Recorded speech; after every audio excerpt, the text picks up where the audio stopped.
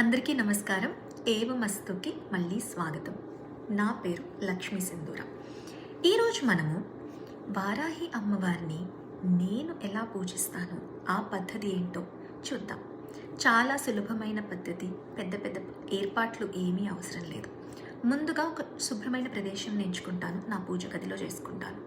వారాహి అమ్మవారి ఫోటో లేదా బొమ్మ పెట్టుకుంటాను. అప్పుడప్పుడు అది లేకపోతే పుష్పం మాత్రం పెట్టుకుంటాను, అది సరిపోతుంది. ఎందుకంటే భక్తి ఉంటే అదే ప్రధానమైన పూజ వస్తువు. దీపం వెలిగించుకుంటాను, నెయ్యి లేదా నూనెతో వెలిగించుకుంటాను. పుష్పం లేదా నువ్వులు లేదా బియ్యం సమర్పిస్తాను. ఒకవేళ నా దగ్గర సమర్పించడానికి పుష్పాలు లేకపోయినా మనస్ఫూర్తిగా ప్రార్థన చేసుకుంటాను. ఓం వారాహ్యే నమః అనే మంత్రాన్ని సమయం ఉంటే 3 సార్లు, 9 సార్లు, 11 సార్లు చేసుకుంటాం. లేదా నిశ్శబ్దంగా కూర్చుని ఆమె పేరుని స్మరించుకుంటాం.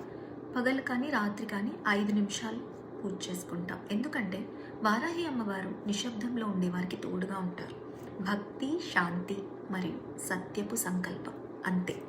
ఆమె మన హృదయాన్ని చూస్తుంది, మన మార్గాన్ని రక్షిస్తుంది. జై జై వారాహి.